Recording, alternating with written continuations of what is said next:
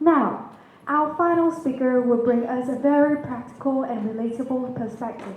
They will share insights on from command to care.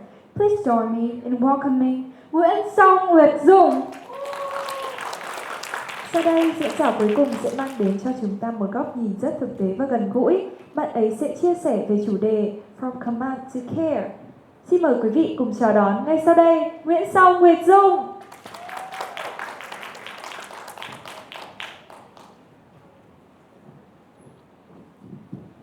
Hello everyone, my name is Nguyet Dung. As a senior at Hanoi Amsterdam High School for the Gifted, I'm thrilled to be here today to share with you my stories. So, let me ask you the first question.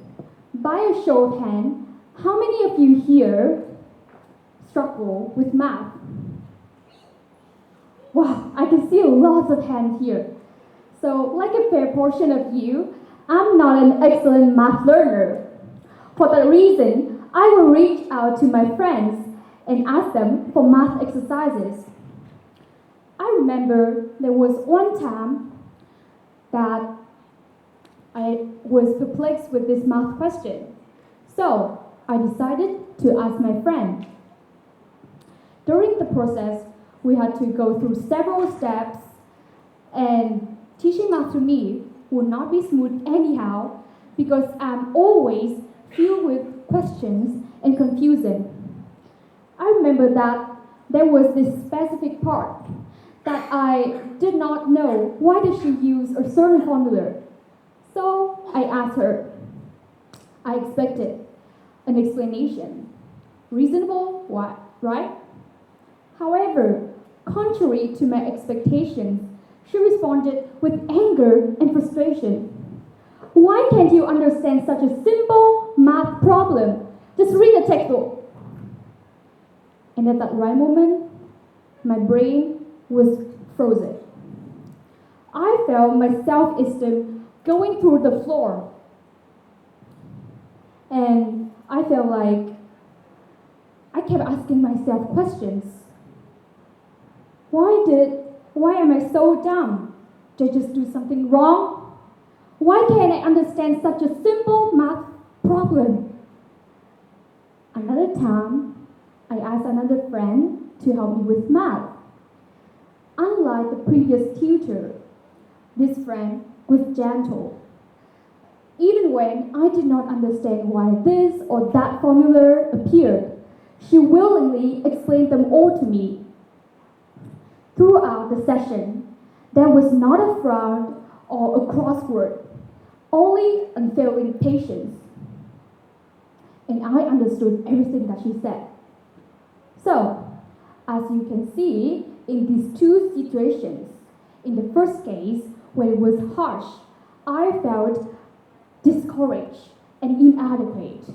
My understanding did not go up. The only thing that did was my self-doubt.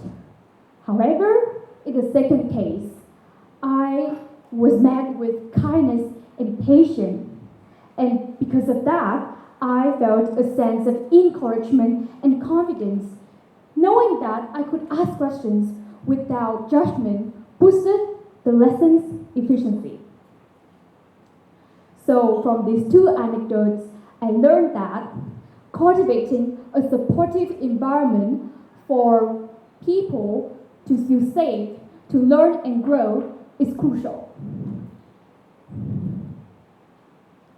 So let me tell you another story.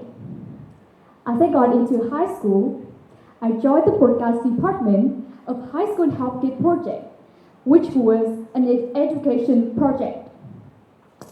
So this participation was a stepping stone in building my confidence and reinforcing my core values for subsequent activities. So, like this activity not only forged close-knit friendships for me, but it also gave me the chance to meet the most amazing leader. Her name is Nguyen. So let me tell you a bit about her. So, under her guidance, every deadline was met on time, and everyone was motivated, eager to contribute to the collective effort. She had the ability to drive the team towards goals and build a lasting community where bonds remain strong even when the project had concluded. So, how did we do that? The answer is really simple. She cared. She went to the recordings to support the members and ensure that they were doing well. She was willing to offer us help and advice when we needed it. She did not ignore our ideas, and she always acknowledged our efforts. So naturally, Ming created a supportive environment for members to learn, to grow, and to contribute. Therefore, we were motivated to go above and beyond. You may wonder how come. A study published by Oxford reveals that even small improvement in workers' happiness can lead to significant performance gains. Happiness levels can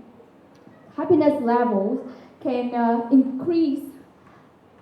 Happiness level affect the reward centers of our brain, which enhances the cognitive functions such as the problem-solving skill and the creativity. So the season under Ming's leadership was the one that we launched our first YouTube and Spotify channel. As most of everything in their early stages, we could not expect an instant success, but we had to build everything brick by brick. So because of that, in the season, so because of that, we had to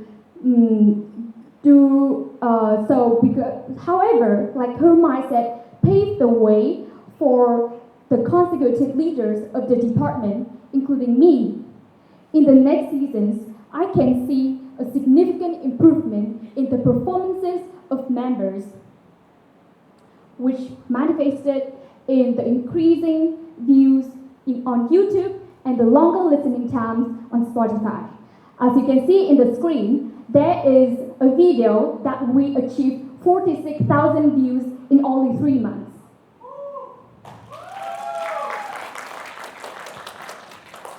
So let me speed it up a little bit until the summer of my 10th grade.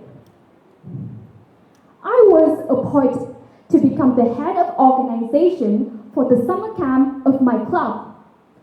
It was the largest event of the club term.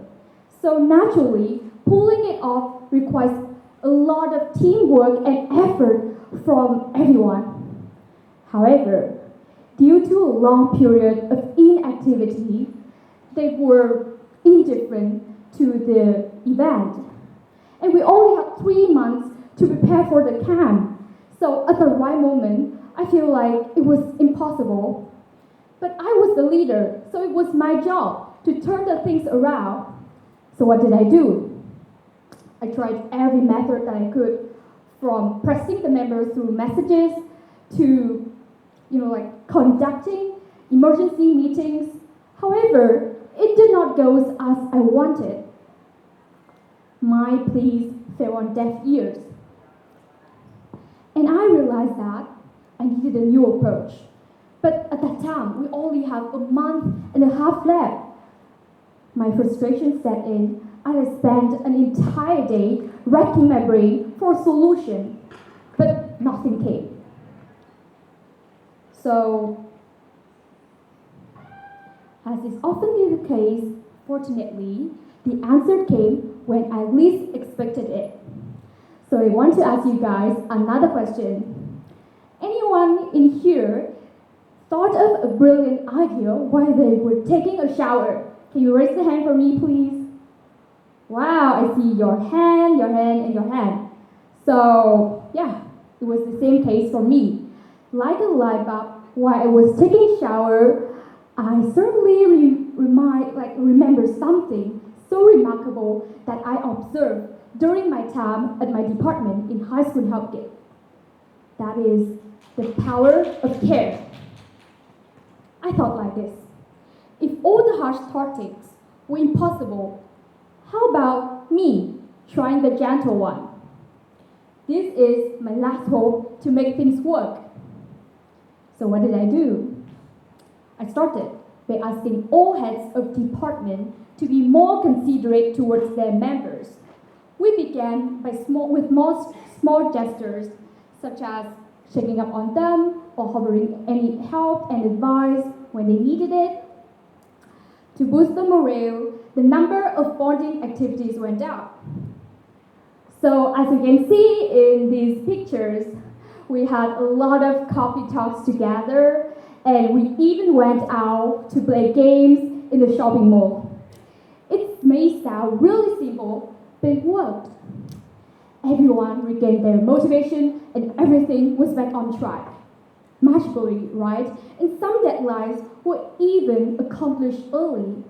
Not only the parents, but the campers were happy beyond happy with their experience, and we also created many memorable moments together.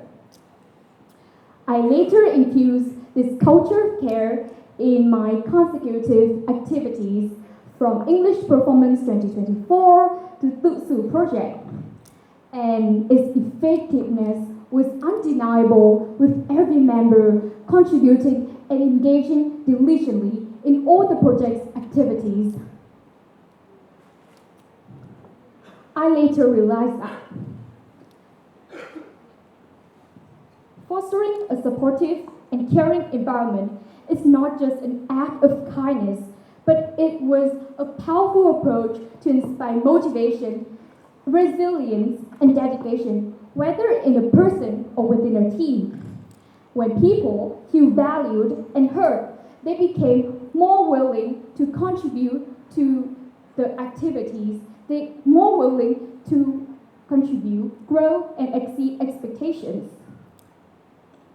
The care approach has not only helped me connect with others, but it has also proven to be an invaluable asset in fostering team success and personal growth. So I learned that from my journey, when we invest in others' growth, we'll create a supportive environment. And when we create a supportive environment, we will create a strong organization where not only the members, but the whole organization will thrive. Thank you.